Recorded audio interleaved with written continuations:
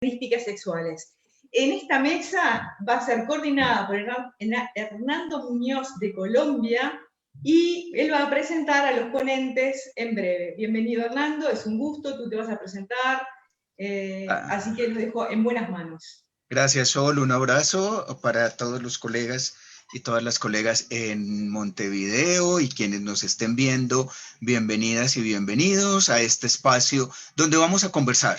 Vamos a conversar, vamos a hablar, vamos a interrumpirnos, vamos a dar una idea, otra. Es como si nos estuviéramos tomando un café colombiano. Entonces, aquí vamos a estar muy contentos. Y como dice Sol, estábamos hablando de orientación sexual, identidad, pero sobre todo a mí me interesa con estos tres queridos invitados e invitades que hablemos un poco de la diversidad de las masculinidades, de la diversidad de expresiones de las masculinidades, de la diversidad de formas de ser hombre.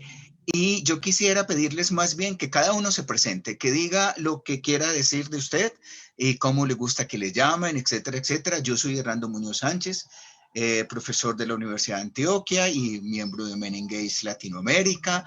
Bueno, y estoy aquí muy feliz de acompañar este espacio de casi una horita que vamos a tener. Entonces, le pediría a Diego que se presente y luego ya partimos con la primera conversación. Hola, ¿cómo les va?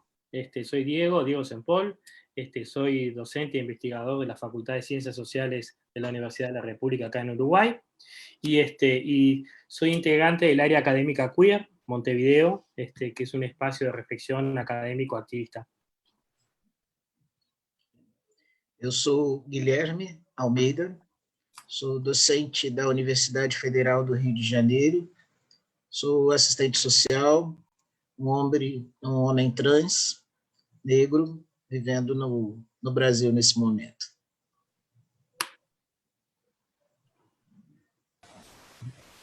Hola, buenas tardes. Mi nombre es Tomás Campos Azofeifa. Yo soy un hombre trans, soy psicólogo, activista, feminista y miembro y vocal de la red de colectivos americanos de hombres trans y personas disidentes del género femenino asignado al nacer, que es la RedCat. Muy bien, gracias. Estamos en Costa Rica, estamos en Uruguay y estamos en Brasil y desde Colombia. Qué alegría saludarnos y ver esta comunidad. Primero, Guillermo, un poco, le voy a preguntar a los tres, ¿qué significa esa cosa de identidad?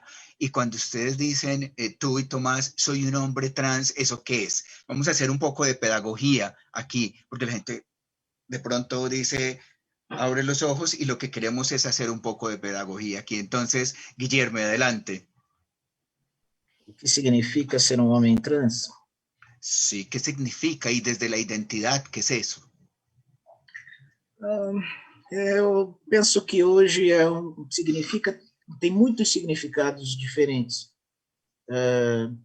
Há um tempo atrás era uma experiência bastante solitária. Hoje já não é uma experiência solitária. Era, há um tempo atrás, uma experiência muito uniforme, homogênea. Hoje também não é. É uma experiência muito diversa, que se articula com outros tantos marcadores sociais. O que tem em comum entre os homens trans? Eu ainda me pergunto, como homem que sou. A experiência de remar contra a corrente, sobretudo num contexto de sociedades latino-americanas cada vez mais conservadoras e binárias. Não me parece que nós avançamos em relação às gerações anteriores nesse aspecto. Né? Somos mais binários, né? Embora hoje haja a possibilidade de identidades trans não binárias, né? Em termos sociológicos, né? Em termos mais amplos da sociedade, ainda estamos numa sociedade bem binária, né? E com características ultraconservadoras nesse momento, falando do meu lugar, inclusive. Tomás, ¿qué dices tú? Bueno, creo que es una pregunta muy potente para empezar la conversación. Potentísima y de una, así, entrando, ¿no? Por supuesto, pero creo que hay muchísimo que hablar sobre el ser hombre. Creo que en mi experiencia y en mi experiencia trans particular, ha sido un proceso de mucho encuentro porque al inicio yo sentía que el ser hombre era lo contrario al ser mujer. Era eh, como antagónico, ¿verdad? Y creo que en este proceso, en todos esos años en los que me he desenvuelto como activista y en los que he podido construir mi identidad, el ser, ¿verdad? Eso de que quién soy yo, cómo quiero ser percibido y demás, me he dado cuenta que el ser hombre tiene que ver mucho con encontrarse con la masculinidad, pero también hay una posibilidad de construir nuevas formas de definir esta masculinidad, porque como decía el compañero Guillermo, en las sociedades de América Latina hay mucho binarismo, hay mucho patriarcado, hay muchas formas muy rígidas de que nos dicen cómo tenemos que ser los hombres. Y creo que a lo largo de este proceso de construir y de encontrarme y de pelearme incluso con la definición del hombre, de la masculinidad, es darme cuenta que no hay nada rígido y que no se puede responder esa pregunta, porque al final de cuentas, cada persona que se define hombre tiene una forma particular de decir quién es ese hombre y cómo construye esa masculinidad y cómo podemos incluso proponer nuevas formas de traernos abajo estas ideas patriarcales, preconcebidas y estáticas y decirnos, bueno, podemos ser hombres diferentes, podemos ser hombres más abiertos, podemos ser hombres sin tener que caer en la violencia. Entonces creo que para mí no hay una forma de responder la pregunta, sino que es una vivencia cotidiana. Perfecto. Diego, y después de estas dos respuestas, cuando hablamos de hombres cis o de hombres que no son trans, ¿de qué estamos hablando? Y también es una enorme heterogeneidad. Yo creo que como Guillermo, la experiencia estaba como en un principio muy unificada, pero con el transcurso del tiempo se ha producido una gran heterogeneidad. En mi caso, como hombre gay, todo el tiempo la apelación siempre ha sido a feminizarme, ¿no? La lógica patriarcal no reconoce mi masculinidad, la subalterniza, y generalmente trata de feminizar mi cuerpo. O sea que esto tiene, esto tiene una historicidad, una genealogía muy fuerte, ¿no? Si pensamos, por ejemplo, el origen de la política homosexual en el contexto latinoamericano, el gran fantasma que siempre tuvo fue su diferenciación con la población trans, esta apelación permanente de que hay una suerte de continuidad entre ser homosexual y ser trans travesti. Que fue una de las causas para mí muy fuertes de el fuerte transfobia o travestofobia que había en los años 80 y 90 dentro del movimiento gay, ¿no? Que para mí tiene que ver con toda esta obsesión de separarse. En mi caso personal, ser cis es un privilegio, claramente, ¿no? Que está como en tensión permanente con mi orientación sexual, en el sentido de que yo como puedo ser más selectivo con quién negocio mi orientación, más allá que soy un gay abiertamente gay, o sea que no, a esta altura soy como la maricona de la nación, o sea que no, no creo que haya nadie en Uruguay que no sepa que soy gay. De todas formas, es un proceso difícil, ¿no? Cada vez más normalizado, pero también estamos en este momento también en Uruguay en un momento de retroceso. Tuvimos casi 15 años de avanzada normativa muy importante, pero ganó la derecha, que en una alianza muy fuerte con grupos conservadores religiosos pentecostales, lo que ha implicado un proceso de desmantelamiento de las políticas orientadas a la diversidad sexual y un incremento de la legitimación de los discursos de odio por orientación sexual y por identidad de género. Entonces, hoy por hoy, ser un hombre gay cis vuelve a ser una situación sigue siendo de privilegio en algunos niveles, pero vuelve a ser peligroso en otros. Así es. Hay una cosa que siempre ha sucedido y Diego introduce este tema que es muy importante. Men Engage es una red de masculinidades, de hombres y mujeres que trabajan con hombres específicamente para disminuir y ojalá erradicar la violencia contra las mujeres y las niñas, cualquier tipo de violencia contra las mujeres y las niñas. Entonces, usualmente estamos trabajando hombres, pero aún ahí, en esta red, es a veces difícil ser un hombre gay o ser un hombre trans, porque entonces tenemos una mirada, como ustedes lo han dicho, una mirada súper conservadora de lo que significa ser hombre o ser mujer, y una mirada que nos ha llevado a pensar que ser hombre homosexual es una forma de ser mujer, una forma de feminizarse. Y yo quisiera saber un poco de ustedes tres, ¿cómo ha sido ese proceso de pensarse? Soy hombre, pero no tengo que ser heterosexual para ser un hombre de verdad. ¿Cómo ha sido ese proceso? Porque sí es muy importante que quienes nos están viendo nos ayuden a entender y también nosotros podamos aportar un poco al tema de que ser un hombre trans o un hombre homosexual no significa ser una mujer. Y seguramente que si hubiéramos sido mujeres, pues seríamos mujeres felices y no hay problema. No es que no es feo ser mujer, esa no es la idea. Sencillamente es que ser hombre gay o ser hombre trans no significa ser mujer. ¿Qué piensan de eso? ¿Cómo podemos ahondar un poquito más allá y hacer las diferencias también entre lo que es el sexo, el género, la orientación sexual, la identidad de género? ¿Cómo ven eso? ¿Quién Vocês me quiere? compreenderam da outra vez? Sí. Ok.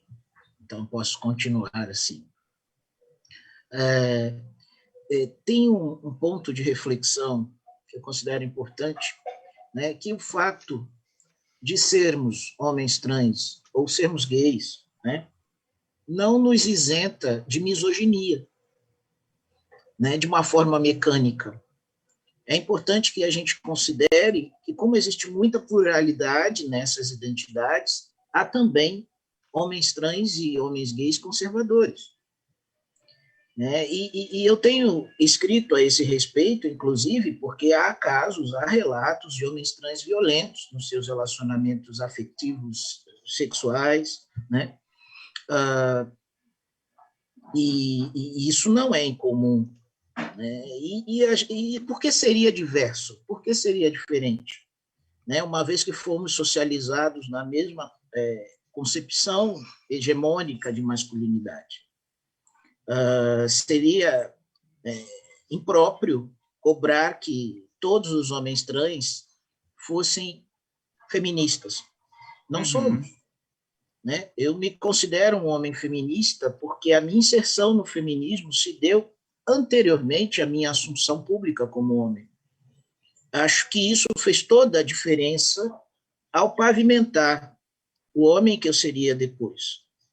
A construção de masculinidades alternativas, né, masculinidades não tóxicas, se faz pela reflexão, e não de forma mecânica, pelo fato de ter sido uma mulher.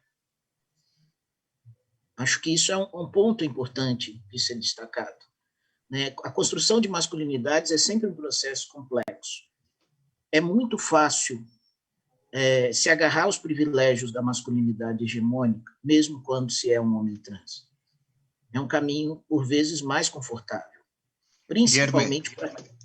Permíteme preguntarte eso, y también, Tomás, ahora, cuando nos des tu opinión, ¿tú crees que también para los hombres trans es una forma de validarse el hecho de acoger los mandatos de la masculinidad hegemónica? Sim, sim, né? Sem dúvida, sem dúvida. Isso traz confortos que muitas vezes não se teve durante toda uma vida. Né? É uma forma de reparação, às vezes, né? Reparação de uma assimetria que perseguiu o sujeito por muito tempo. Né? Então, se você não trabalha isso, se os grupos de homens trans eles não se abrem a essas discussões, fica bastante difícil. O exercício do poder é muito sedutor.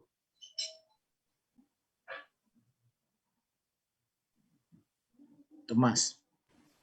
Okay. Sí, me gusta mucho el planteamiento que hace el compañero Guillermo porque aunque está en Brasil y yo estoy en Costa Rica, creo que hay muchos puntos de encuentro. Me Yo creo gusta que nos mucho, une en toda Latinoamérica, Tomás, y también lo que Diego decía ahora, de todo este cambio de los gobiernos. Ahora, yo no estoy tan totalmente. seguro, y voy a decir algo que de pronto trae un poquitico de problema, pero también es parte de este asunto. Yo no estoy tan seguro que tampoco todos los gobiernos y todas las personas de izquierda son tan queridas con nosotros. Cierto, porque ahí hay una serie de misoginia, de machismo, de homofobia, de transfobia muy fuerte. O sea que hay ver con crítica también eso, pero sí se nota una gran diferencia cuando vuelven estos gobiernos de izquierda y yo diría que sobre todo, de derecha, perdón, cuando llegan con todo un arsenal de iglesias evangélicas y pastores y demás. Entonces eso es, yo creo que en Latinoamérica nos está sucediendo todo eso y como dices, Guillermo es en Brasil, tú en Costa Rica, yo en Colombia, Diego en Uruguay y mira que estamos viviendo cosas muy similares. Dale, Tomás. Sí, sí, no, muchas gracias, Hernando, porque creo que lo que dices es muy acertado. Creo que el hecho de que pensemos que estamos con gobiernos o que hemos estado con gobiernos que se dicen revolucionarios no significa que en el amplio sentido de la palabra sean sensibles con los temas de la diversidad de género y de la diversidad sexual. Creo que también, como decía Diego y como decía Guillermo, como estamos en una sociedad patriarcal y machista, con roles tan rígidos de lo que es la masculinidad y lo que es ser hombres, las personas LGBTI, los hombres gays, los hombres bisexuales, los hombres trans, también adoptamos esos roles asignados a la masculinidad, a veces aunque no queramos, o tratamos de hacer una ruptura, como decía Diego, y lo que caemos es en un contrario, ¿verdad? Como si no fuera un continuo, sino un contrario. Entonces, Uh-huh. yo creo que a mí me gustaría mencionar esto de que como hombre trans, cuando yo me estaba construyendo, primero no había información y resaltando lo que decía Diego, casi todo estaba relacionado a las personas travestis o las mujeres trans. Y los hombres trans, casi que incluso al día de hoy seguimos muy invisibles, ¿verdad? O invisibilizados más bien. Y cuando estamos en este proceso de construir las transmasculinidades y el proceso de construirnos como hombres trans, muchos nos encontramos repitiendo los roles tradicionales del ser hombre, de la masculinidad latinoamericana, porque como bien decías, de alguna forma es una forma de validar ante la mirada del otro el que somos hombres, ¿verdad? Porque si nos atrevemos de cierta forma a romper con estos estereotipos, nos van a atacar más fuerte, nos van a cuestionar más fuerte y creo que algunas personas hemos tenido la posibilidad de acercarnos, por ejemplo, al feminismo, como decía Guillermo, y de empezar a cuestionar estas hegemonías de la masculinidad tan rígidas y tan cansadas de llevar, pero que a veces cuesta tanto romper porque cuando nos atrevemos a romper recibimos un ataque muy fuerte y para los hombres trans no solamente está la invisibilización, sino una transfobia institucionalizada y simbólica más fuerte, que en pocos casos llega a ser violencia física. No niego que hay violencia física hacia los hombres trans, pero que muchas veces esa transfobia y esta violencia es más solapada, es más simbólica hacia los cuerpos que además han sido históricamente reconocidos como femeninos. Entonces tenemos un complejo muy fuerte a la hora de construir la masculinidad porque también cargamos con el peso de la violencia sobre los cuerpos feminizados, ¿verdad? Entonces creo que cuando estamos en este proceso de construirnos, es también enfrentarnos con nuestra propia historia de feminización y nuestra historia de construir las nuevas masculinidades. Así es. Y lo otro es que Diego también mencionaba ahora una cosa muy importante y es el tema de cómo por ser hombre gay se feminiza, ¿cierto? Y lo que acabas de decir, Tomás, cómo se relaciona la violencia de los hombres heterosexuales muchas veces o mujeres muchas veces también contra lo femenino del gay, ¿no? Entonces, yo no sé, Diego, si puedes un poquito profundizar en esa idea. Sí, históricamente como que generalmente en Latinoamérica las personas disidentes sexuales en general siempre fueron construidas como estos cuerpos feminizados. En Brasil se les llamaba villa, en Uruguay y Argentina se les llama loca. Y En Colombia también. Ahí va. Y el modelo tradicional es el chongo loca, o sea, el que ocupa el rol activo en el vínculo erótico, activo entre comillas, es considerado el masculino y el estigma casi no lo toca, y el que ocupa el lugar pasivo en el vínculo es feminizado, y es totalmente estigmatizado. Y es el que es considerado efectivamente la persona homosexual. Este modelo es un modelo fuertemente heterosexista, ¿no? Y comienza a ser disputado con el desembarco de una cultura gay transnacional, que básicamente impone otro modelo alternativo de masculinidad. Esta idea de que si soy un hombre, que le gustan los hombres, pero eso no es incompatible con ser hombre. Este modelo gay, en el contexto de Uruguay, llegó en los años 80, en Argentina en los años 70, y en Brasil empezó también en los años 70 en San Pablo, Río de Janeiro, básicamente hasta a avanzar.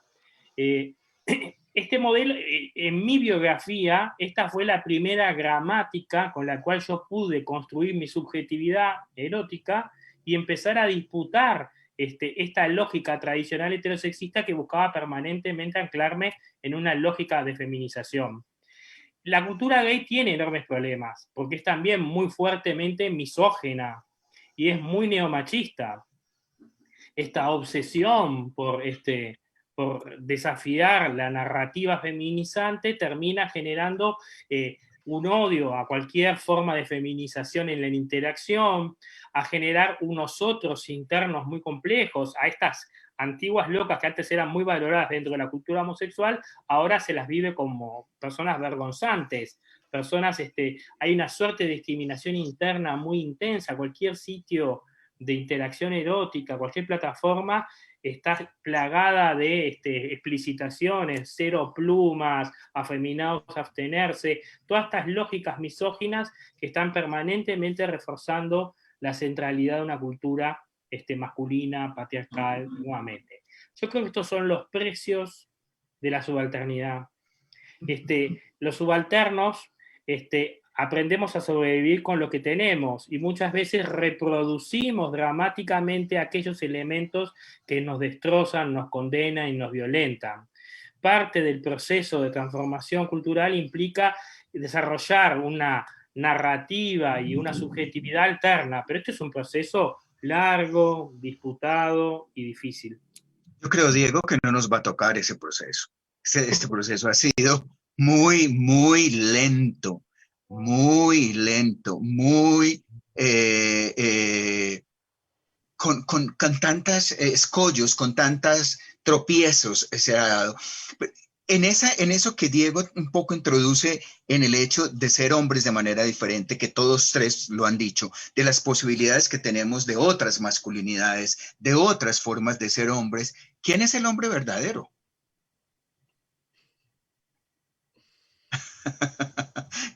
¿Quién es el hombre verdadero? ¿Ah? Depende de quién mira. Para la cultura, el que cumple con la heteronorma es el verdadero. Para mí, yo no estoy para nada de acuerdo. Yo impugno dramáticamente la heteronorma, pero bueno, no soy mayoría, digamos. Yo también quisiera agregar a esto que dice Diego, que no solamente el que cumple con la heteronorma, sino también el que cumple con la cisnorma, porque hay una negación de los hombres trans que no somos hombres por tener vagina, por ejemplo, con nacer con órganos sexuales asignados femeninos al nacer.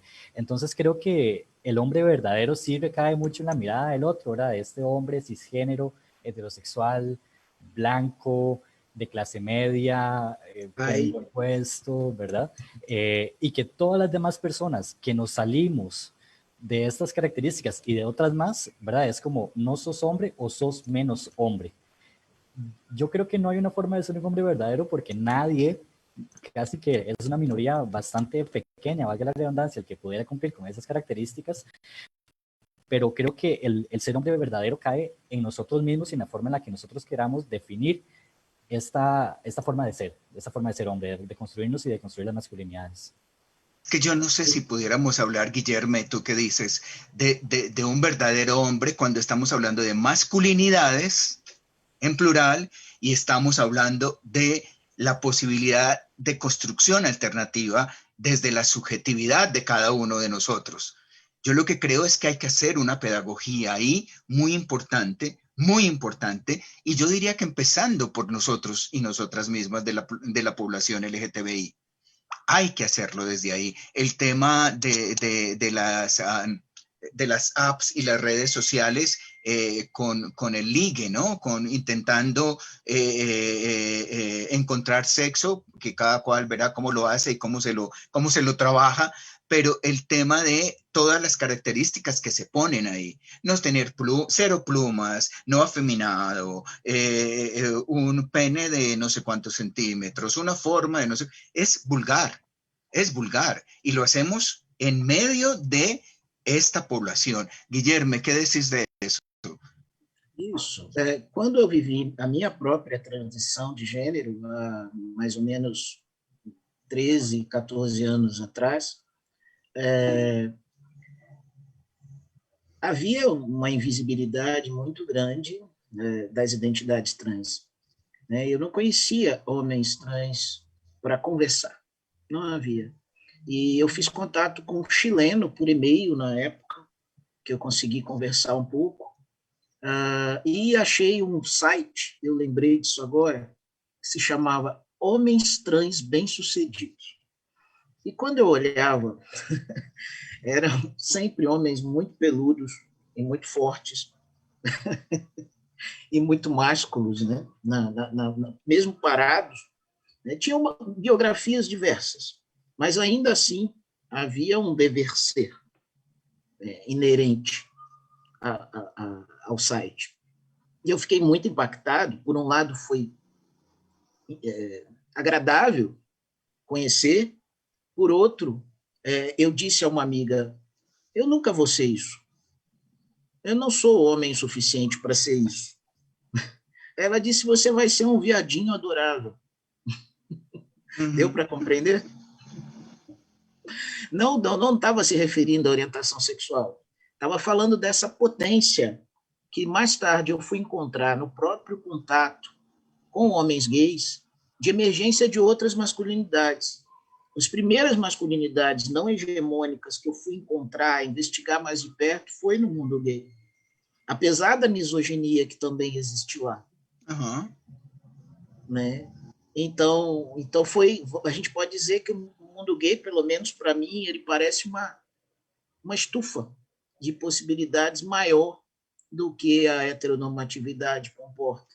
Mais tarde, eu encontrei homens cis e héteros que tinham masculinidades alternativas, né? que pensavam de outras formas, mas foi mais adiante. O primeiro contato foi com a cena gay, né? Com o mundo alternativo aí. Yo creo que también hay que ser justos diciendo que hay hombres cis heterosexuales que también están buscando otras formas de ser hombres, de tener una masculinidad alternativa, que están trabajando, y muchos de esos compañeros nuestros de Men Engage que hemos estado en la red y demás, son hombres cis hetero, muchos de ellos que están haciendo ese esfuerzo y que están tratando de ver esas posibilidades. Yo de algo estoy seguro, y no sé ustedes qué piensan de esto, el trabajo que se debe hacer en la sociedad, el trabajo que debe existir en la sociedad para que haya real igualdad entre hombres y mujeres, tiene que incluir el trabajo con hombres. ¿Cómo hacemos ese trabajo? ¿Cómo hacemos ese trabajo? ¿Cómo hacemos ese trabajo para no sentir que estamos invadiendo espacios de las feministas? ¿Cómo hacemos ese trabajo para no sentir que o no hacer cosas que no debemos hacer? Pero yo sí creo que es absolutamente, en Colombia decimos, no sé, la expresión impajaritable, el hecho de que se haga un trabajo con hombres, y con todos estos hombres, con los hombres homosexuales, con los hombres cisgénero, heterosexuales, con los hombres trans. ¿Qué es lo que tenemos que hacer? Y cuando digo que ese es el tema del siglo XXI, es porque si no la sociedad no va a cambiar.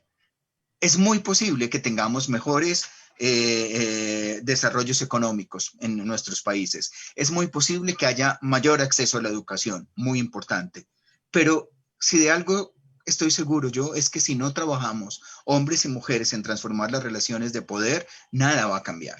Nada va a cambiar, porque podemos tener más dinero, podemos tener más posibilidad de estudios y seguir siendo los mismos y las mismas frente a las relaciones de poder. Entonces, ¿qué piensan de eso y cómo podríamos hacerlo con hombres que no son heterosexuales y que se supone, porque también está la otra idea, el otro imaginario, que es que los hombres homosexuales somos mejores y menos misógenos y menos machistas, y es mentira. Y que los hombres trans, es mentira. Entonces, ¿qué hacemos? Diego, ¿qué dices? O que somos más sensibles, o que somos más estéticos, o sea, toda esta cosa del camp, que tanto se instaló en la literatura y que se sigue desarrollando en contextos generales. Yo creo que es un gran desafío. Para mí la gran clave del asunto es desestabilizar el binarismo. En realidad, el origen de la opresión, de la desigualdad entre hombres y mujeres, y de todos estos malestares y todas estas jerarquías de diferentes formas de masculinidad, tiene que ver con la lógica binaria. Entonces, hay que como tratar de atacar ahí. Y para hacer eso, me parece que la política educativa es clave. Esto de generar procesos de socialización tempranos, en los cuales un varón pueda disfrazarse de princesa, una niña pueda disfrazarse de coronel, que se pueda jugar, se pueda fantasear, que se pueda ir y venir, y de alguna forma explorar las expresiones de género en toda su pluralidad. Ahora, esto es subversivo en un contexto donde la educación está al servicio de la heteronorma y la cisnormatividad, ¿no? Pero claramente la primera política tiene que ser la educativa, la educación sexual en general, y la educación en general, o sea, estallar estas instituciones que tienen una fuerte heteronormatividad, que se ven los baños, que se ven las listas, que se ven los uniformes, que se ven la educación física, o sea, todos esos procesos de socialización temprano, junto con la familia, son los que generan todo este malestar, la violencia, en las relaciones entre género, la desigualdad subjetiva, etcétera, etcétera. Y después me parece que lo otro que es clave es pensar que las políticas públicas que por ahora están como totalmente feminizadas, se vuelvan más inclusivas de varones, de diferentes masculinidades. Me refiero, por ejemplo, reivindicamos todo el tiempo la necesidad de que los varones cis, hetero, o los que tienen roles de cuidado, se involucren en estas actividades de cuidado. Pero cuando, por ejemplo, va el papá con su hijo, su hija al médico, el médico lo primero que pregunta es ¿dónde está la mamá? ¿No? Esto de que de alguna forma la apelación es que ella es la que realmente se ocupa y ella es la que realmente no se va a olvidar de la información clave. Estas son pero Diego, no solo eso, sino ella es la que realmente sabe. Es el mensaje que está dando. Ella es la que sabe cuidar, usted no. Usted que está aquí por un accidente. Perdona. No. Y entonces me parece que este tipo de micro ejemplos son parte de la necesidad transformativa de ciertas políticas públicas que pueden fomentar nuevos espacios de apropiación y de transformación. Me parece que la política pública ayuda mucho a transformar y a legitimar otros espacios y otros ensayos. Entonces hay que pensar también en una línea de trabajo en ese sentido. Tomás, ¿qué decís? Bueno, yo creo que hay tanto que hacer que no sabría por dónde empezar. Creo que en el caso de los hombres trans, particularmente, porque es una de las poblaciones en las que me he enfocado más a trabajar, porque yo mismo pertenezco a esta población, lo que me he dado cuenta es que hay que romper precisamente con lo que dice Diego, con la lógica binaria, con estos mandatos tradicionales, porque creo que como muchas veces nos construimos a partir de la negación, ¿verdad? De, bueno, no soy una mujer, entonces tengo que ser hombre. Pero si soy hombre, entonces tengo que ser heterosexual, porque, ¿verdad? Si soy un hombre trans, gay, o bisexual, o pansexual, ya eso me resta puntos, ¿verdad? Como se podría decir socialmente. Que además tengo que ser proveedor, que además tengo que ser como decía Guillermo, peludo, tengo que ser musculoso, tengo que ser fuerte, no puedo llorar, ¿verdad? Casi que toda la construcción también de la masculinidad trans ha sido muy a partir de las negaciones, ¿verdad? De no puedo llorar, no puedo expresar mis sentimientos, no puedo abrazarme con mi hermano, con mi amigo. Entonces creo que el trabajo puede ir muy desde ahí. Creo que para trabajar masculinidades debe hacerse desde el trabajo de pares, porque, por ejemplo, si llegas vos, Hernando, si llega Diego a decirle a un hombre trans, tenés que deconstruirte, puedes hacerlo de esta forma, muchas veces se puede ver como un ataque. Entonces creo que los hombres trans que tenemos la posibilidad de acercarnos a esas formas de deconstrucción, que no es fácil llegar ahí y que no es fácil mantenerse, ¿verdad? Por todo este bombardeo social, podemos tratar de trabajar con los compañeros trans para hacer llegar como estas nuevas formas de construir una masculinidad más saludable, más alternativa, más sentida, ¿verdad? Y creo que es mucho desde la construcción de la conciencia, ¿verdad? No podemos pensar que no tenemos que repetir los roles sociales de la masculinidad porque pues estamos en una sociedad que nos exige casi, ¿verdad? Cumplir con esos mandatos, pero bueno, si yo estoy repitiendo un rol, es poder tomar conciencia de por qué lo estoy haciendo y si quiero hacerlo. Y si lo quiero hacer realmente porque me siento cómodo con eso, tomar conciencia de cómo lo puedo hacer de una manera diferente, cómo lo puedo hacer sin tener que repetir el machismo, ¿verdad? Y creo que en el trabajo con hombres y con hombres trans, yo me he dado cuenta que muchas veces los talleres no sirven porque llegan 3 personas, ¿verdad? Sí. Cuesta mucho como esos temas porque la gente es como, pero ¿usted por qué me va a enseñar a ser hombre? ¿De verdad? ¿Verdad? Repitiendo como la pregunta Pero pasada. Tomás, no solo con hombres trans, en general con hombres, Claro, hombres claro, trans, gay, es tan difícil reunirse para trabajar sobre uno mismo, que también tiene que totalmente. ver con ese mandato tradicional de que es que los hombres, eso es para las mujeres. Ajá, sí, exactamente. Y creo que una estrategia que ha funcionado bien, por lo menos en los momentos en los que yo lo he aplicado, es buscar los espacios de socialización masculina para llevar los temas de sensibilización. Por ejemplo, después de un partido de fútbol. A mí no me gusta el fútbol, pero yo veo partidos con, por Ah, ejemplo, con otros compañeros trans para que después del partido podamos conversar y en medio del fútbol y de cómo se pasaba la pelota y lo que fuera, ¿verdad? Hacer referencia a temas de sensibilización, a temas de nuevas construcciones del género, para no tener que buscar espacios tal vez académicos o más estructurados que la gente va a tener más barreras, ¿verdad? Entonces creo que es como buscar estrategias, llevar los temas, para mí muy clave es el tema de la conciencia y que a partir de eso, a partir de ese trabajo cotidiano y precisamente también con el tema de irnos metiendo en la educación, como bien decía Diego, ir construyendo sociedades más justas, más equitativas, más solidarias para todas las personas. ujú. Guillermo, Perfeito. ¿qué ideas Eu, hay desde Brasil? Ustedes habían avanzado mucho hace un rato, un tiempo cuando estaban, ustedes habían avanzado muchísimo. Yo vuelvo y digo, con todo el respeto del mundo, a la gente que está y que es religiosa, que es muy importante ser espiritual más que religioso, que es una lástima que se haya hecho esta combinación de política e religião, iglesias sim. protestantes. Y es ustedes tenían un avance grande, cuéntanos. Sim. Concordo com as estratégias que Diego e Tomás descreveram, acho que é isso mesmo. Eu só acrescentaria justamente nessa direção. O Brasil hoje é um exemplo de estudo de caso da engenharia do ódio, Ujú. que se produz a partir da ascensão de um determinado bloco de poder, né, um bloco de forças, ao poder máximo de uma nação latino-americana. Isso se deu, né, me parece, de uma forma bastante sofisticada. Ao contrário do que muitas vezes o pensamento de esquerda descreve, para mim não se trata de uma cortina de fumaça a pauta LGBT. Não é uma cortina de fumaça. É um elemento central da ascensão ao poder dessas forças de extrema direita. Né? Nós fomos bucha de canhão, não sei como traduzir isso. Eh, Bala de cañón o algo así, ¿no? Sim, Sí, sí. sim.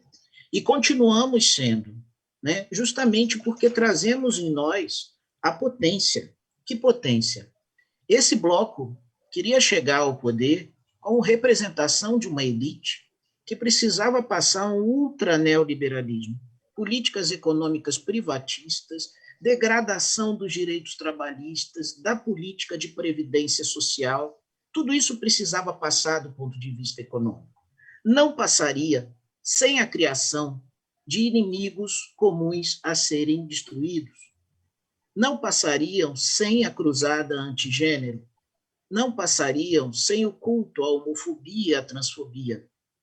Nós somos os elementos necessários para que esse discurso de destruição de direitos sociais chegasse ao poder no Brasil. Né? E somos perigosos por isso. Né? Somos perigosos porque pomos em discussão o estabelecido. Né? Somos perigosos porque propomos uma outra moralidade diante da vida. Podemos propor, trazemos essa potência. Nem todos nós trazemos, mas trazemos também. Desestabilizamos as instituições. Né? Esse casamento do ultra-neoliberalismo com o neopentecostalismo só foi possível a partir de um ataque, sobretudo à população LGBT no Brasil. En Latinoamérica, ¿no? Realmente en Latinoamérica fue también ese ataque. En Colombia fue muy fuerte, en Uruguay no tanto, pero ahora quizás, bueno, en Costa Rica, en todos lados. Era como si fuera, solo es posible, como bien lo estás diciendo, Guillermo, a través del ataque de esos seres que son tan raros, tan extraños, tan anormales, tan enfermos, ¿no? Y es esa mirada tan eliminante, tan de acabar com estes seres que se dá. Sim, assim como o ataque aos direitos das mulheres, né? Enfim, tem um conjunto de seres aí que propiciam essa cruzada. Bom, dito isso, nós podemos olhar para um outro lado. Né? Me parece que o contexto de pandemia, ele também nos traz uma certa agudização de um paradigma masculinista. Uma certa masculinidade também, essa masculinidade hegemônica também me parece mais questionada, pelo menos por alguns grupos sociais, no contexto da pandemia. Então, nós temos duas forças bastante fortes em conflito nesse momento, me parece. Né? Por um lado, esse projeto superconservador, destruidor de direitos, e, por outro, também, um certo estresse desse projeto. Um certo fracasso desse projeto sendo evidenciado também pela pandemia e suas consequências. Né? Uma certa, no Brasil, né, nunca o Sistema Único de Saúde foi tão valorizado pelas pessoas comuns, por exemplo. Se isso não era uma pauta que estava no senso comum, agora se tornou, né, muito mais fortemente. Temos aí uma potência muito forte para discussões contra-hegemônicas, para um exercício de práticas não masculinistas, para uma relação não predatória, por exemplo, com o meio ambiente, né, que para mim se situa no campo de construção de outras masculinidades. Isso tudo está acontecendo em tempo real. Me parece que a masculinidade hegemônica sai muito arranhada. Ela é Trump, ela é Bolsonaro, os países mais mal-sucedidos. Né? Ela é isso. Bom, e aí, nesse sentido, me parece também que uma estratégia fundamental é a que Tomás elenca. Eu sinto falta de grupos mais presenciais, grupos de discussão, em que a gente possa se aproximar, né? Em que as ideias possam ser conversadas, em que novas práticas possam ser trocadas. Né? E como homem trans, eu percebi que isso se torna mais fácil à medida que eu vivi minha transição, o diálogo, inclusive com alguns homens cis, héteros. Claro. Né? As trocas se tornaram muito, muito possíveis, né? Da gente discutir novas possibilidades de ser. Acho que é um momento potente. Es muy importante eso. Ustedes tres han dicho muchas veces durante esta conversación construcción de masculinidades. Entonces, una de las cosas que yo creo que nos va dejando esta conversación bonita es, uno, ya no podemos hablar de hombres, sino de hombres. Ya no podemos hablar de masculinidad, sino de masculinidades. no podemos hablar sino de pluralidad en las masculinidades, de una cantidad de posibilidades, no importando la orientación sexual o la identidad de género. Es que va más allá de eso, la posibilidad de ser hombres. Yo les pregunto, para ir cerrando este tiempo, ya casi, que cada uno me diga 3 cosas. Yo tengo una amiga que dice 3 ejemplos, 3 cosas que ustedes piensan de esa construcción que podemos hacer nosotros como hombres homosexuales o como hombres trans o los hombres cis heterosexuales, en general, la misma bolsa de hombres en que podemos estar, porque ahí sí podemos meternos todos en común para decir qué cosas podemos aprender. 3 cosas que ustedes digan, esto puede construir una manera diferente de ser hombre. ¿Quién se arriesga primero? Voy yo. Dale, dale. Yo creo que 3 cosas que pueden construir un hombre diferente, una masculinidad diferente, tienen que ver con cómo pensamos los afectos y entonces problematizar todo eso, cómo pensamos la violencia y después qué lugar hacemos en el espacio público de nuestros privilegios.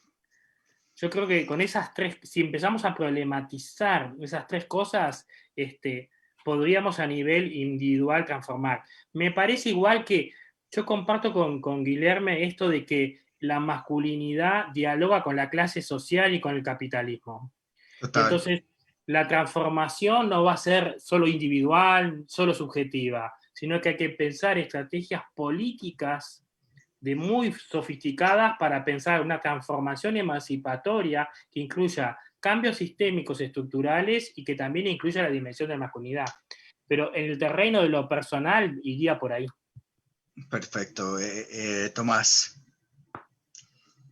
Bueno, yo creo que para poder hablar de una construcción de nuevas masculinidades, es importante hablar de nuevos referentes de hombres y de nuevos referentes de la masculinidad. En el caso particular de los hombres trans, y bueno, que también va a aplicar a los hombres cis, sean heterosexuales o gays, creo que es importante empezar a posicionar nuevas formas de entender que hay otros hombres diferentes a por ejemplo, al ser MacGyver, al ser los arquetipos del rey, al ser el arquetipo del ligador. Yo creo que cuando nos damos cuenta que tenemos que dejar de seguir esos hombres tradicionales, podemos darnos cuenta que podemos construir nuevas formas de masculinidad a partir de lo que nosotros sentimos, a partir de los afectos, a partir de estos grupos de amistad, de emociones y tal. Entonces creo que como decía Guillermo, cuando yo empecé mi transición también, yo más para acá, hace 8 años, tampoco tenía referentes y los que me encontré eran hombres trans súper musculosos, súper barbudos, que subían cerros, que eran Don Juanes, ¿verdad? Y yo decía, bueno, pero yo no quiero ser eso. Entonces, ¿cómo voy a ser hombre? ¿Verdad? Entonces creo que es importante posicionar nuevos referentes, posicionarnos nosotros también como esta forma de buscar referentes y de ser nosotros mismos también referentes en nuestros grupos de pares.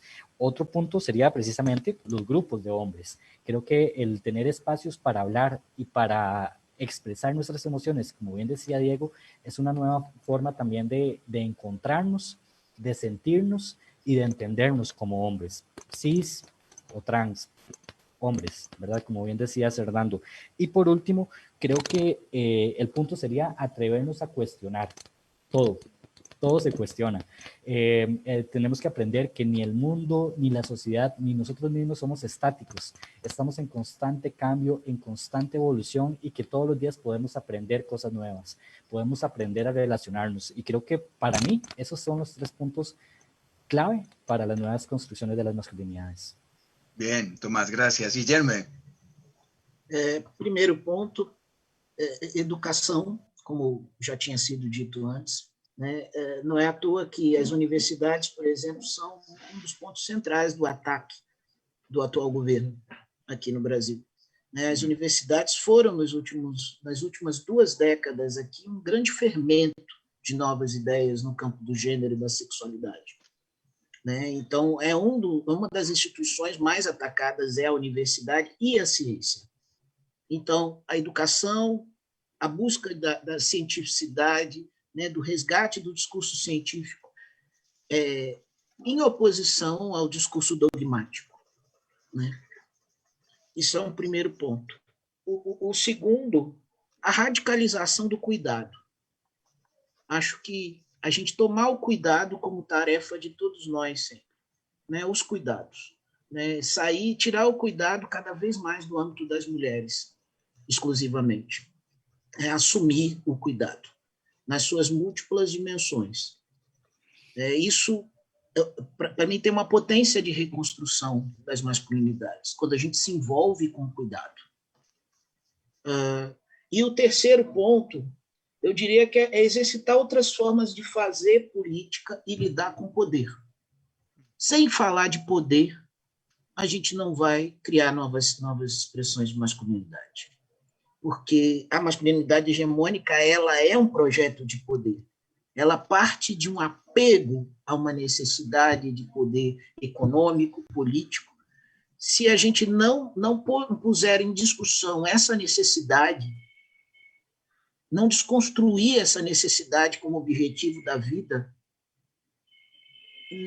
não vejo possibilidade de construção de outras masculinidades. Ou, pelo contrário, eu vejo a masculinidade hegemônica sendo encarnada cada vez mais por corpos diversos, né? do corpo cis e heteronormativo clássico, né? Ele se dispersa muito mais facilmente.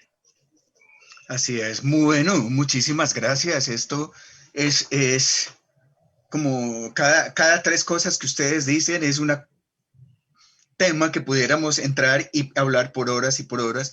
Y me encanta lo que han dicho. Diego toca una cosa que es muy importante y es el tema de la violencia, de cómo tenemos que pensarnos los hombres desde ahí y desde cómo transformar eso que se ha naturalizado y que no podemos dejar que se naturalice.